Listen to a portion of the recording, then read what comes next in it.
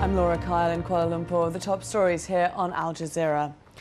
Police in Mexico say they've captured a major drug trafficker. American-born Edgar Valdez, nicknamed the Barbie, was arrested in central Mexico after what authorities describe as a year-long intelligence operation. The 37-year-old was wanted in both Mexico and the US on charges of trafficking cocaine. American authorities have set a $2 million bounty for information leading to his arrest. Well, earlier, Mexican authorities announced they'd sacked more than 3,000 federal police officers this year. That's nearly a tenth of the force. It's being presented as an attempt to crack down on police corruption. Officers are often accused of involvement with the country's drug cartels. More than 28,000 people have been killed in drug-related violence in the last 4 years.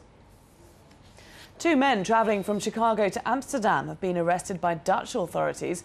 The US news network ABC says the men are Ahmed Mohamed Nasser al-Soufi and Hezam al-Mourissi. A senior US official says they appeared to have been travelling with mock bombs and were planning a terrorist attack. A gunman in Slovakia's capital, Bratislava, has shot 7 people dead and injured more than a dozen others. The 50-year-old then killed himself. No reason has been given so far for the shooting rampage. Al-Shabaab rebels in Somalia have fired a mortar at the presidential palace, killing 4 Ugandan members of the African Union peacekeeping force.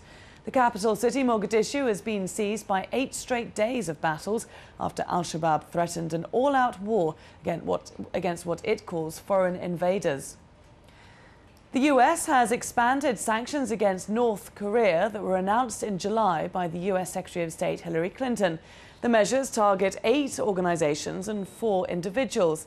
The US says the sanctions are being imposed because of North Korea's 2009 missile test, also because of the sinking of a South Korean warship in March, something North Korea denies it was responsible for. The number of people forced to flee from an erupting volcano in Indonesia has risen to at least 30,000. An explosion on Sunday was followed by a much more powerful blast on Monday. Scientists say they'd not been monitoring Mount Sinabung because it had been dormant for around 400 years. Much more on our website, aljazeera.net/English.